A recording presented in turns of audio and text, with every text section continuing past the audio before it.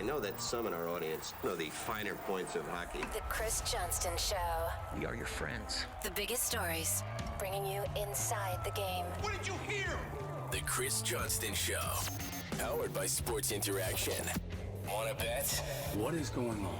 Here's Chris with your host, Julian McKenzie. Part of the game. The Boston Bruins are wasting no time on the day before trade deadline day. Pastrnak re-signed. Tyler Bertuzzi, at least minutes before we started recording, it was reported he was going there from Detroit. The Boston Bruins, they know their time is now. They're making some moves. They are. Look, Pasta got the bag, man. $11.25 million sir. on a maximum 8-year extension. This has been a grind of negotiation. You know, the talks between his agent JP Barry and Don Sweeney have gone back several months.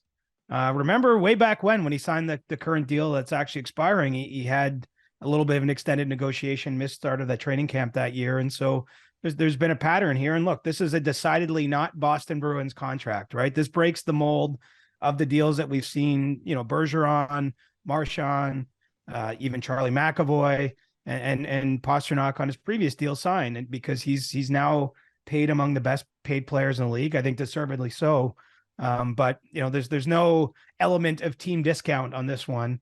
And, you know, I don't think that makes it a bad contract by any sense, but it's a bit of a reset for the Bruins organization at a time, of course, where, you know, we know David Pastrnak's going to be in Boston long-term now.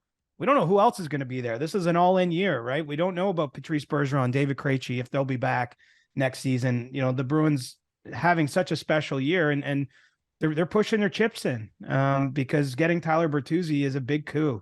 You know, he's a player I think the Toronto Maple Leafs had some interest in. I was kind of keeping my eyes on that situation potentially. And there you go. You know, a division rival snatches him instead. You know, another first round pick out the door, conditional first round pick as part of that package to get Bertuzzi. And, you know, the Bruins have loaded up. I think a couple things to watch in Boston now. Taylor Hall, you know, was injured and this might be a bit of a longer term type injury situation. So I think that might inform, you know, how this Bertuzzi deal came to be. Nick Foligno's also, you know, been injured recently as well. So, you know, this is some depth for them. But if ever there was a Bruins player, I would suggest Tyler Bertuzzi fits the mold. You know, big rough and tumble winger.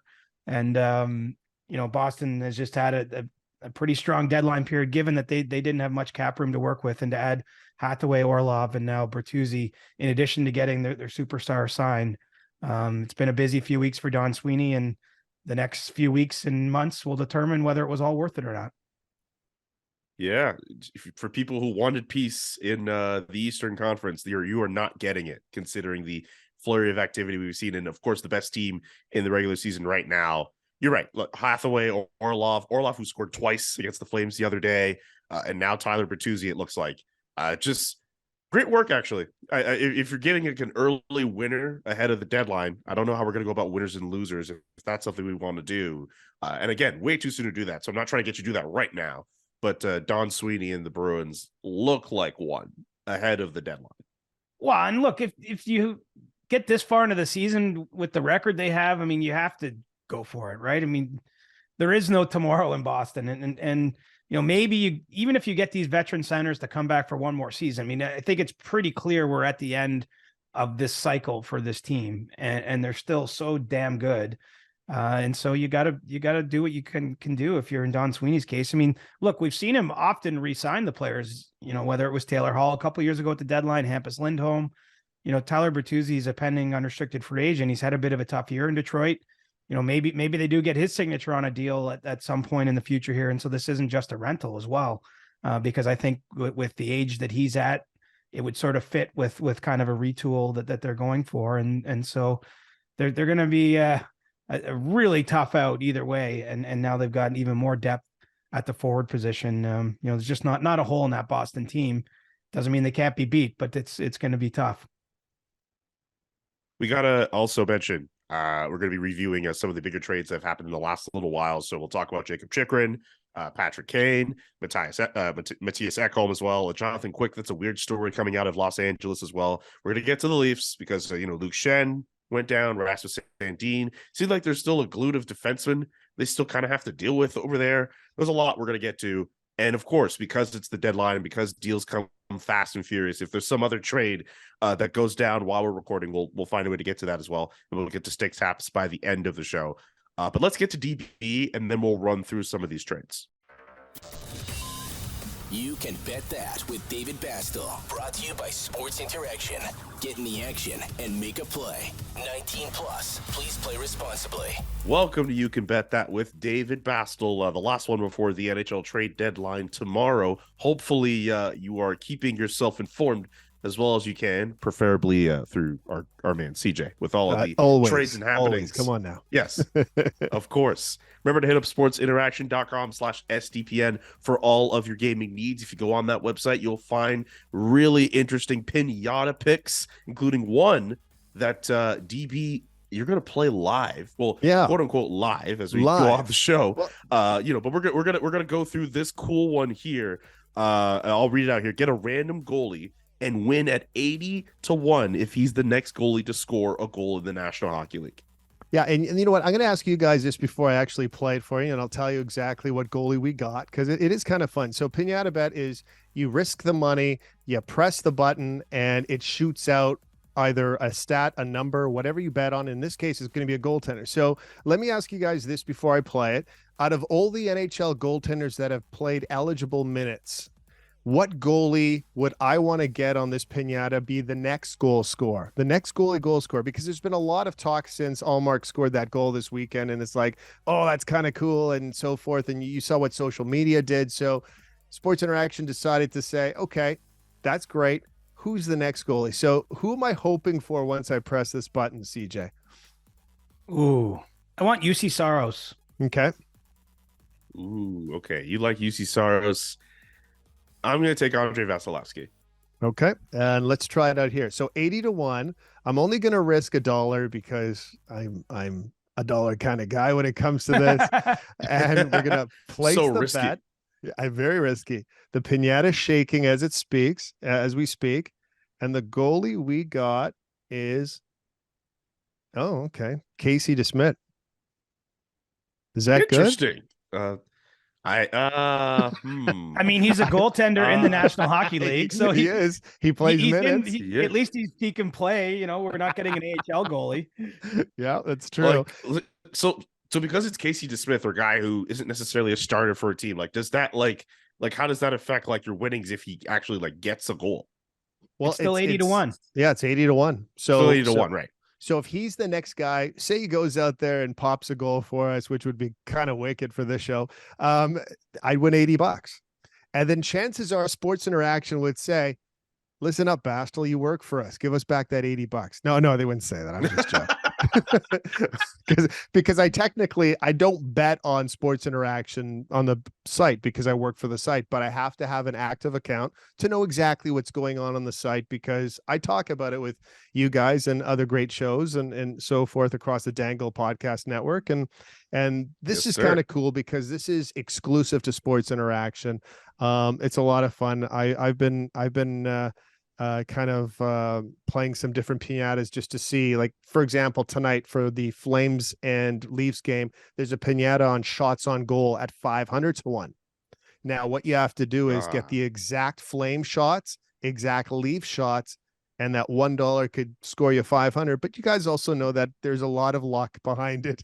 And if anybody ever wins this, it just like Lotto 649, it's a fluke, right? So it's a fun one. It's a fun one. Go Casey DeSmith. Yeah, that's exactly. He's your shot for Casey DeSmith more. Yes. Also, shots will be 42-18 in favor of Calgary over the Toronto Maple Leafs tonight. I'll write that down right now. I think that's what I'll do. Write it down. Don't forget to check out sportsinteraction.com/SDPN for all the best odds before game, in game, and the best props. Don't forget those pinata picks as well. Again, sportsinteraction.com/SDPN. Take care, DB. Thanks, guys. Let's start off with the Jakob Chychrun trade that sees him go from Arizona to Ottawa. But it seems like the return might be a little bit underwhelming from the Coyotes' perspective, or at least maybe through what we in the media and hockey fans might have expected. Am I wrong? Well, it's lower than where they'd set the price for these last 2 years, right? I mean, it had been 2 first-rounders plus was the price that Bill Armstrong had asked for. Now, it doesn't mean they necessarily did poorly on this trade, because there's a couple things to consider. Look, not all first rounders, we use first rounders broadly, but they're not all built the same. And the Ottawa Senators' first round pick is going to come sooner in the draft than the Boston Bruins would have, for example, if they had made this trade. And so I think from Arizona's perspective, because this is likely to fall somewhere in the 10 to 20 range, we'll see, what the Senators can make of the rest of their season. I think that is a positive for them. They also get 2 second rounders. So, I would not say it's an awful return, but really when this situation got to the final days or the final week, say, and Arizona was working with a number of different teams that had kept tabs here, I think it came down to money. And some of those teams needed Arizona to retain salary to make the Jakob Chychrun trade work, or needed Arizona to take back a player or a contract to kind of balance the books. And, Ottawa was the one that didn't. There was also some teams out there with concern about a back injury for Chychrun, I think as well, that was maybe a bit of a factor. But ultimately, what got Ottawa across the finish line, and good for the Senators and Pierre Dorion, because he stuck to his guns here. The initial asks from the Coyotes when they were having discussions on Chychrun were for some of his younger players like Matt Sogard or Ridley Gregg, in addition to a first round pick. And, in the end, he doesn't end up taking any of the prospects out of, what is a pretty strong prospect pool the Senators organization has amassed. And, they're adding a good player that they can drop in their lineup, actually tonight. I think he's due to play on Thursday in Madison Square Garden for the Senators. So, I think it works out well in the end, but really this was driven by money. And in this case, the Coyotes' unwillingness to take back any money or to retain any salary on Chychrun. And that ultimately is what pushed Ottawa to the front of the queue. And I think they do get a little bit of a lower acquisition cost as a result of that fact. I like the fact that Ottawa makes this move, because it just kind of furthers them out of the, we're still rebuilding stage, to a team that's actually, trying to go. I mean, the offseason was them really trying to do it, but like them getting a guy like Jakob Chychrun that helps fortify that effort to try to make a run at the playoffs and at least be competitive for years to come. At least try to be that. Right. And Chychrun wants to be there too. I think that's important to underline, that this isn't, they're getting a motivated player, a guy who's wanted a fresh start for a long time, who played really well this year when he was healthy and playing for the Coyotes. It's kind of a strange situation. He sat out 8 games in a row for the trade related reasons scratch. And so it must be strange for him to be thrown into a game after a couple of weeks of not being able to play. But you're getting someone in the right age of his career that fits with where the Senators are at. And I'm with you. It's if you take the whole deadline period as a whole too, Julian, I mean, they traded away Nikita Zaitsev's salary to Chicago, and basically Jakob Chychrun makes what Zaitsev makes going out the door. And so they've clearly gotten an upgrade on Zaitsev in this series of moves. Obviously they sacrificed some draft capital to do it, but this is about the Senators being better and trying to be more competitive. And look, they've had a great run the last month or so. They've really strung together wins. They beat Detroit on back-to-back nights in pretty big games, given where the wild card chase is at. And while they're certainly facing an uphill climb to truly get into the playoff spot, I don't think there's any doubt they're playing big games now, and they're in a position of adding. I mean, Brady Tkachuk, since he's been part of that organization, it's always been selling at the deadline, right? It's like a garage sale in Ottawa typically at this time of year. And so I think that alone will just change the vibe around the team and will make this next stretch of games into March and April so important for the younger players that compose the nucleus of that Senators team.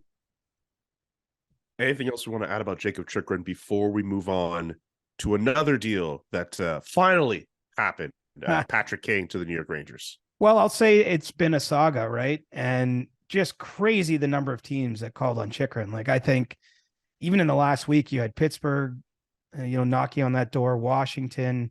I'm going to miss someone. Columbus was interested to some degree. Carolina was interested. Obviously, Edmonton nearly had a deal earlier in the week with Chychrun before they pivoted and went and got Matthias Ekholm instead.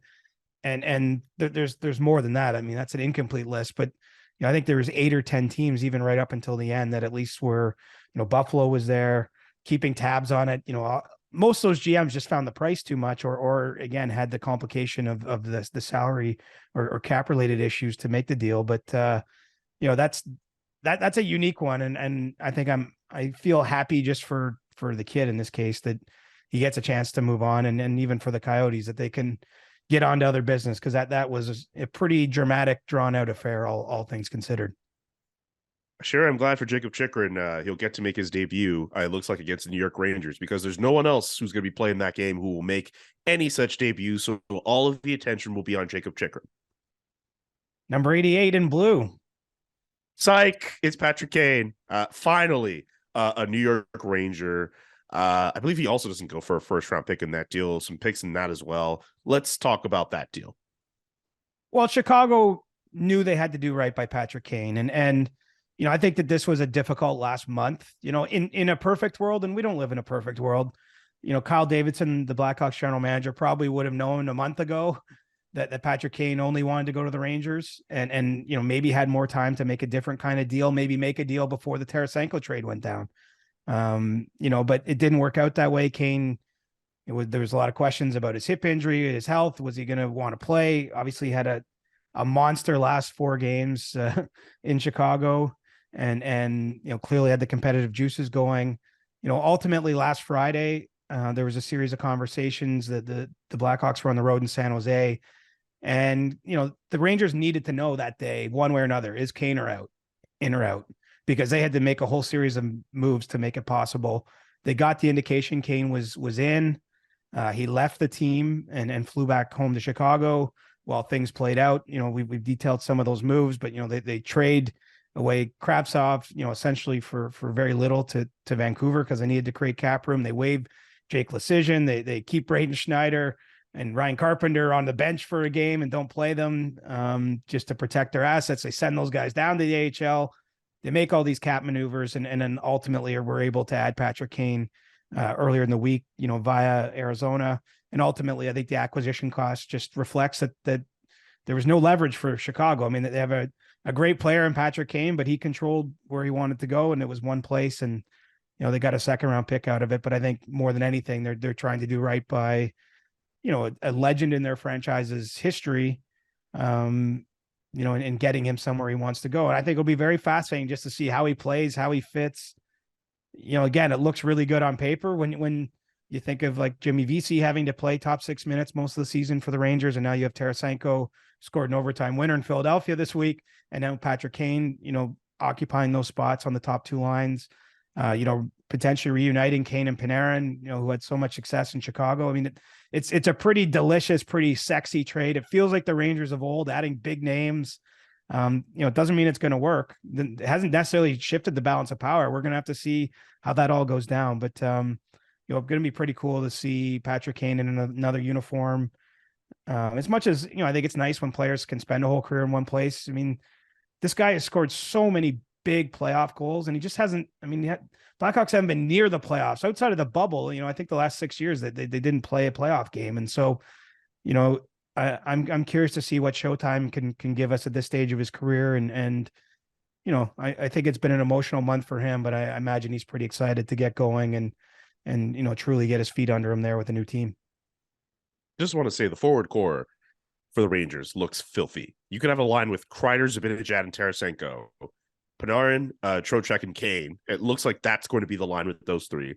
You have the kid line with Lafreniere, Philip Hedl, and Capocacco, and then you could move Jimmy Vesey down and put him on a line with Barclay Goodrow and Tyler Mott. Like, across the forwards, like, this looks pretty good. Get some scoring, get some energy up and down the lineup. Like, this is pretty good in terms of forward lines that, I don't know if this is controversial to say, the Rangers could probably feel they could match up against any team, especially the Eastern Conference, with those 4 lines. It just looks absolutely filthy.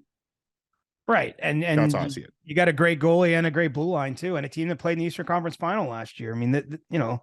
It's what a wild year this is. I know we've been banging that drum, but I think last year I read the stat in the 5 days leading up to the deadline, I think there were 6 total trades, and we're now over 30 in the same period this year. So, this is bananas. Like, we've seen so many first rounders traded, like multiple first rounders traded and then traded again in subsequent deals at the same deadline. This is, everybody's emptying the tanks. And I think it really ups the stakes. The playoffs always have huge stakes, but it really ups the stakes as we move towards the Stanley Cup playoffs.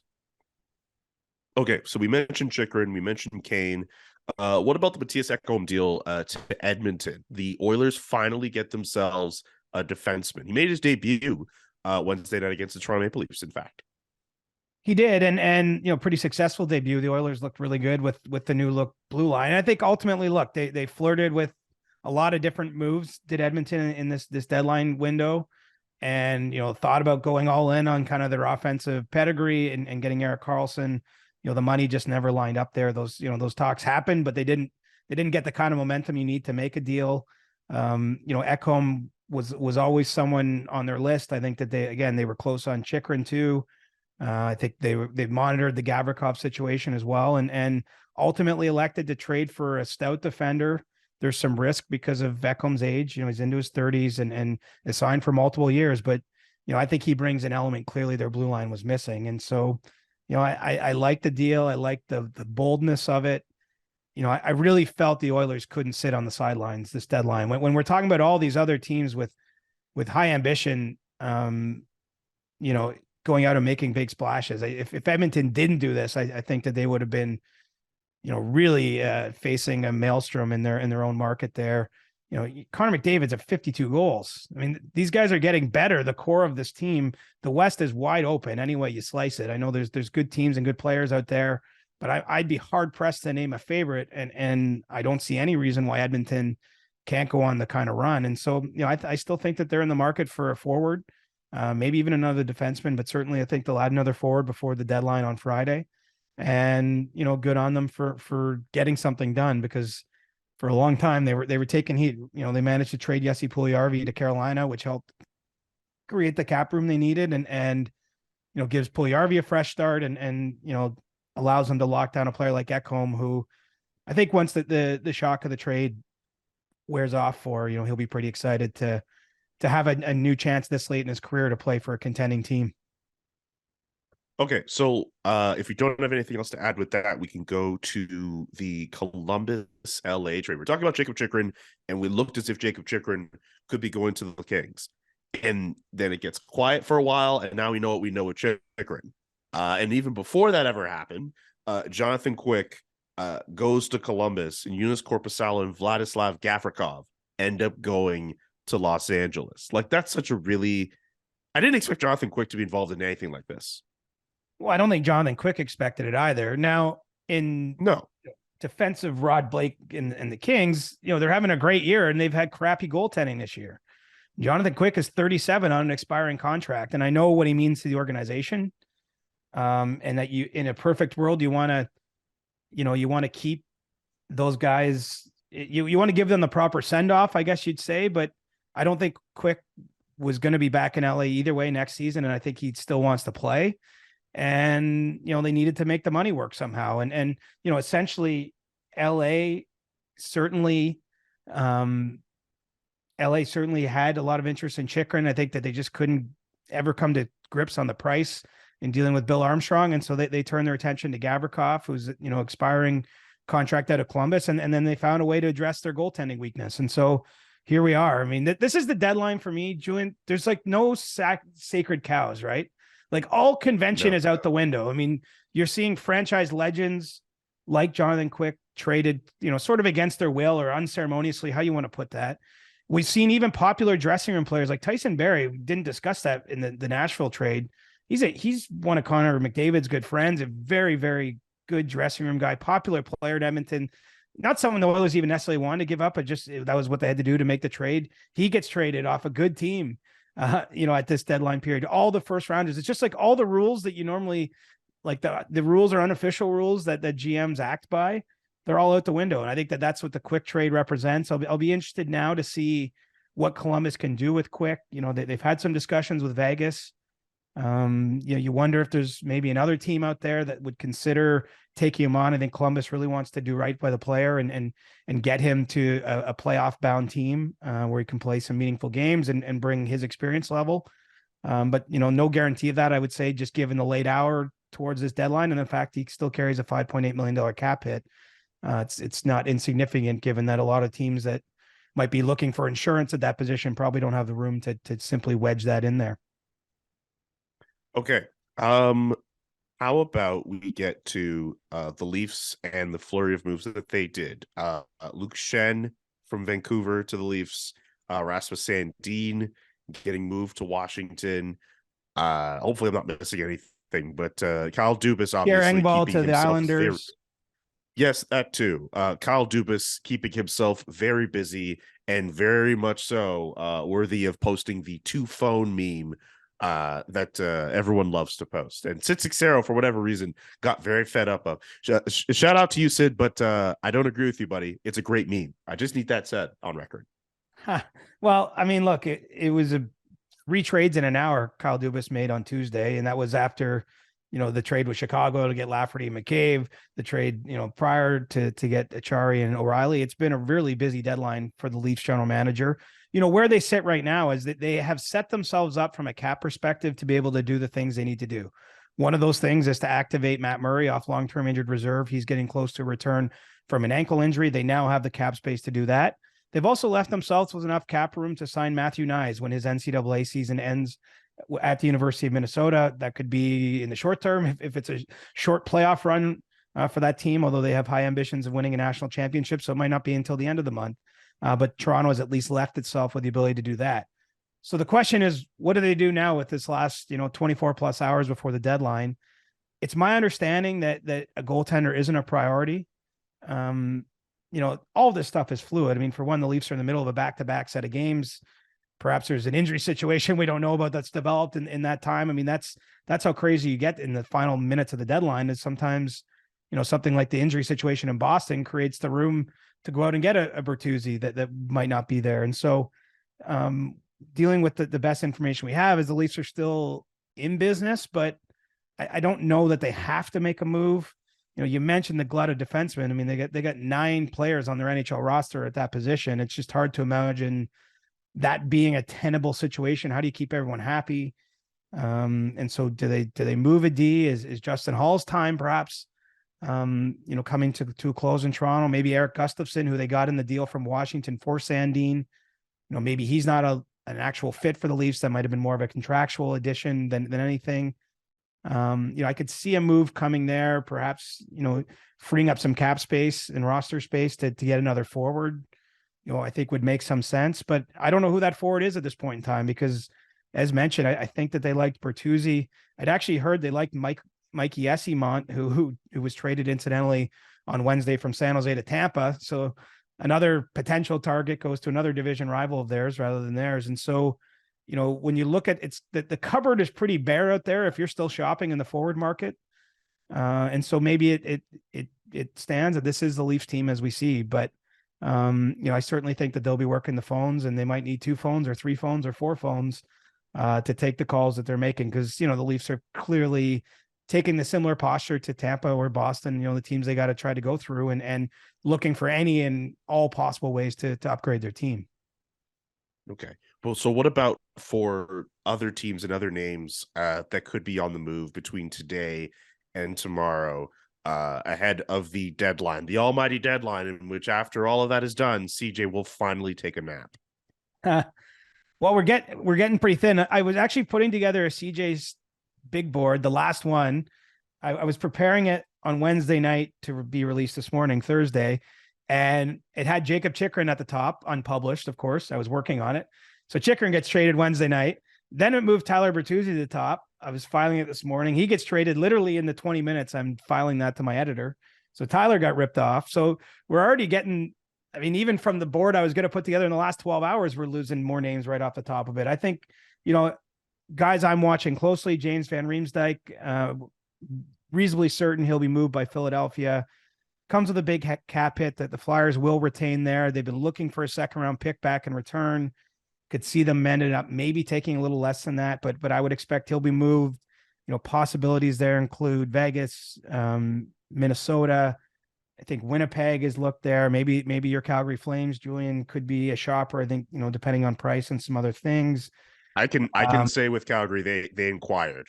I can say that they inquired for sure. And I could still see it falling into place. We'll just see where the dust settles here. Calgary probably still looking for a left shot D-man. Not sure it'll be a big name acquisition. There's a few guys that'll go out there for depth and lower round picks. Who else is still shopping? I mean, Pittsburgh, kind of a curious move to get Michael Granlund. They have a little bit of cap space left and could see them looking to add. I mean, obviously they're trying to help that team extend its NHL best playoff streak for another season. Weird times in Vancouver. I mean, the Canucks are the Philip Hronek deal doesn't make a ton of sense. I know they've indicated they were going to do this. Jim Rutherford has said on multiple occasions in his media availabilities that they wanted to get sort of 25-year-old players that could help this core, and Hronek fits that, right shot defenseman, nothing against the player whatsoever. But I just don't understand taking on his salary and also giving up a first-round pick for him. I mean, the pick they just got from the Islanders in the Bo Horvat deal, it's a real head scratcher that they're flipping that one so soon, just because, whether they like it or not, there's got to be some kind of rebuild there. They need cost-controlled assets. In Hronek, he's got one more year on his deal beyond this one, and then he's going to have north of $5 million on the qualifying offer or a strong arbitration case. Either way, you're going to be in a position, if you're Vancouver, where you're going to be extending him at big money. They're a team that's trying to unload cap commitments. I know that in this late hour, they are pressing very hard to try to move Brock Besser before this deadline. I don't know if they'll be able to do it. They're going to have to retain money in order to make that happen. I believe anyway. There has been discussion around JT Miller.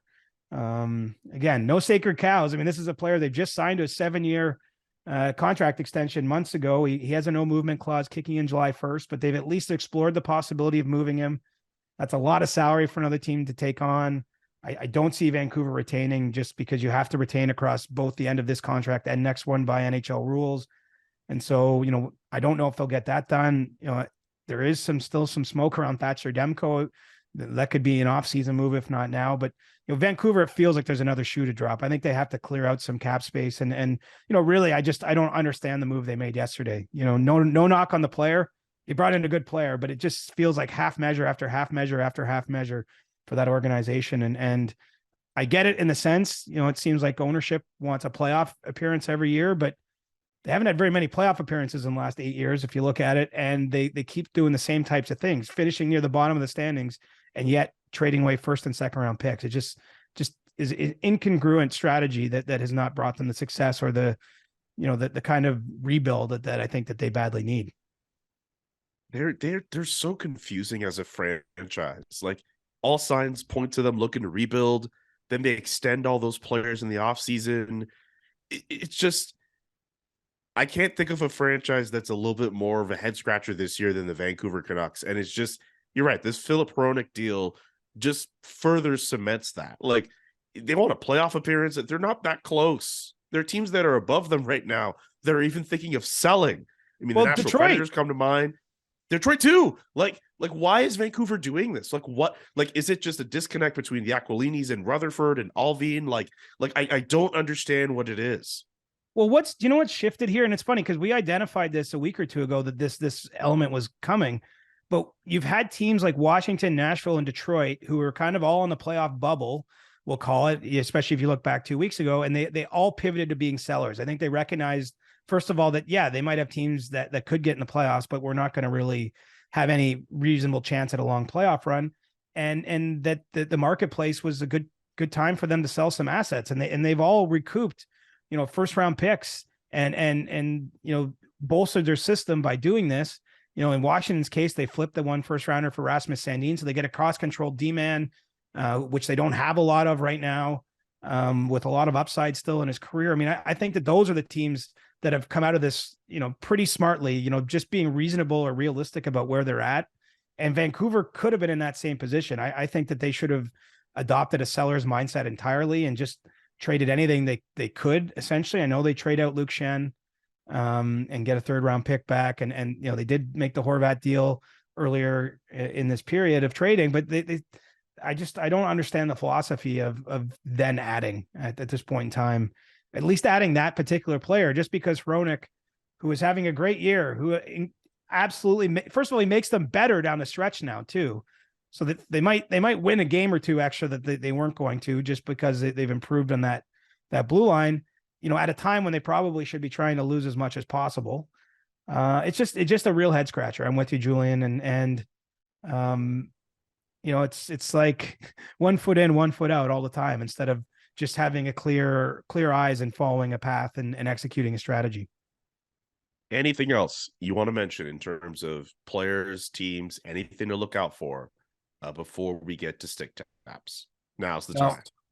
No, I can't say more, because anything else I say will be dated by the time this goes. So, and we're trying to keep it interesting and real without wasting your time on stuff that's already happened by the time you're listening to this.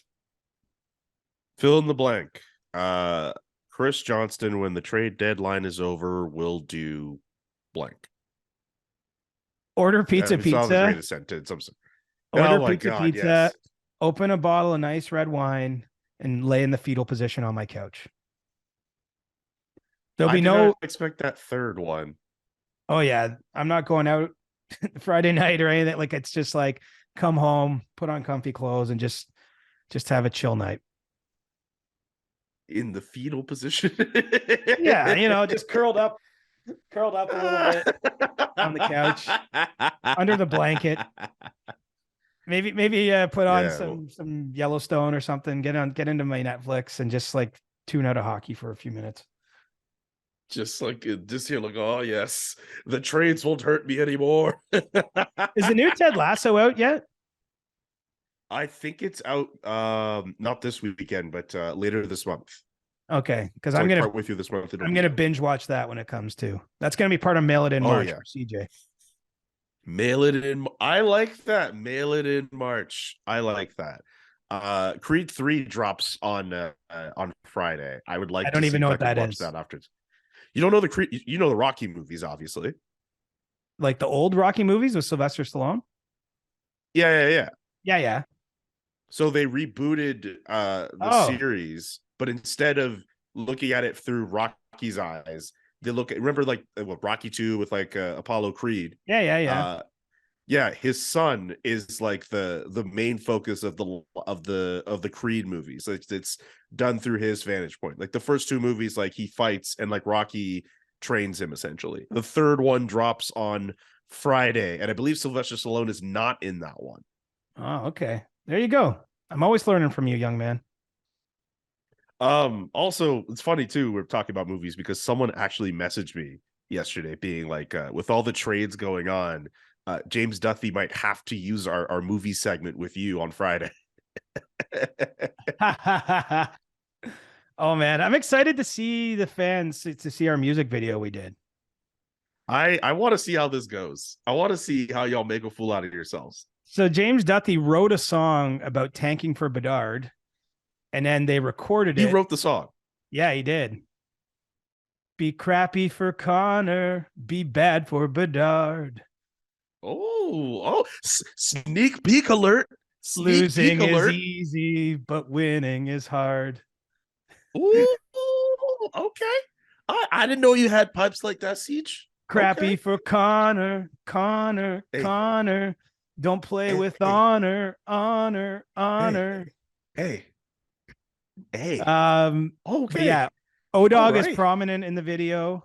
Cheryl Pounder on the drums. Of course. We got Darren Drager on the keyboard. I actually had a ukulele. Anyway, I only have a small role in it, but we dressed up. It was ridiculous. It was a lot of fun. And I'm actually going in Thursday after we tape this, record this episode, Julian, and there's another skit that's being done with Bruce Boudreau that I'm a part of too. So. Oh no. How is that going to go? Please. I actually don't. I'm not going to give any spoilers here because I don't really know what's happening in it. I just know they need me there for it. So anyway, this is all fun. Like, let's face it, this deadline, every year there's a joke. Like, there's going to be nothing left for the deadline. This year, it's actually not really a joke. There might not be much left for Friday, but we're still going to have fun. I got my food order in after, putting it out there for the people to choose what I'm going to eat for lunch on Friday. And then, and then it'll be a quiet Friday night afterwards. So it's been a busy few weeks, but it's been a hell of a lot of fun, man. Like, this has been the most interesting deadline period since I've been a reporter covering the NHL. There's not even a question about that, actually. Man, it seems like that too. And I can't wait to see what Friday is going to be like. I feel like I've been kind of bored I obviously I was nowhere going to be working nearly as hard as you are, but like I was kind of hoping I would get to like write about a trade from the Flames. Is Calgary and Florida? I think Calgary and Florida are the only teams that haven't made a trade in 2023. I don't know, man. I feel like as of the time of this recording. What better way for those two to, get something cooking, knowing that they haven't done anything yet, just say it's not like Florida doesn't have any cap room and it traded away a lot of draft capital last year. Like I think Bill Zito would like to do something more, but he's just kind of out of the game. He's had some talks with Vancouver on some stuff. Calgary, I just think there'll be an addition or two, but they'll probably not be headline additions and just be more modest, adding to the but there's going to be something, man. They're just not getting a big headline out of it there. All right, let's get to stick taps before we wrap this one up. I'm going to give my stick tap to you and all the other insiders who have worked tirelessly to provide us with content and trades. And you've mentioned it's been a pretty busy last few weeks, and we wouldn't be all informed if it wasn't for you guys. And I'll mention Elliot Friedman as well, and shout outs to the 32 Thoughts team. Just because we're not on the same team technically doesn't mean we can't shout each other out and show some love when possible. But definitely for Siege, you deserve all the love you can get because you've been working your ass off, trying to break trades, trying to break stories when you can, and you've been doing an excellent job. And you've bared a lot of time for us to do the show well, doing the extra pods as well. You deserve your flowers ahead of the deadline, my man. So you get a stick tap. Thanks, brother. And reminder, we're going to have a Saturday show too, to review everything when it's all said and done. So that'll be a fun one for me. My stick tap is just to the GMs. No one has been harder on front offices over the years than me. Just bemoaning the lack of creativity and the endless complaints about cap space, restricting movement and all that. They have given us a hell of a ride here the last 3 weeks. It's been a lot of fun. I think we've seen a lot of creativity. We've seen a lot of trades that I wouldn't expect. As I said, a lot of rules, sort of unofficial rules being broken to make it happen. And so kudos to the men and women who work in the front offices getting the job done, because I think it's been good for business. It's good for entertainment. And the stretch run now, once we get on the other side of the deadline, is going to be tremendous. Yeah. Saturday, bonus podcast coming. Siege, myself. Get your questions in now for Monday's show. Fun questions only. For Monday, because we're going to try to make Monday like not as serious as what we've had to do the last few days. Fun questions like what pizza topping CJ likes, for example, or what song, I don't know. I'm trying to think of like some fun questions I would ask CJ. What was the number one song the year you graduated high school?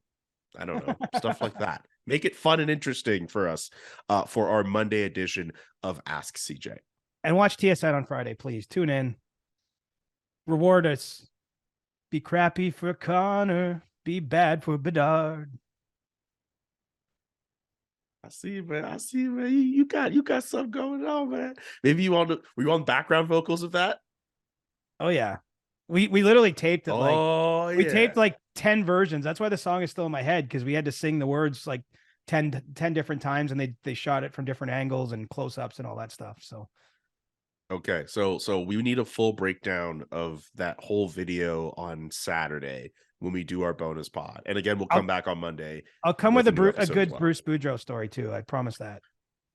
Okay, all right. So we're in for that. That's what we call a tease, people. CJ's getting us all ready for the next few shows we got going on. For Siege, I'm Julian. So long. Enjoy your weekend and be crappy for Connor. The Chris Johnston Show. Powered by Sports Interaction. Wanna bet? Inside the Game, twice a week. Follow Chris on Twitter @ReporterChris. And follow Julian McKenzie @JK McKenzie. The Chris Johnston Show.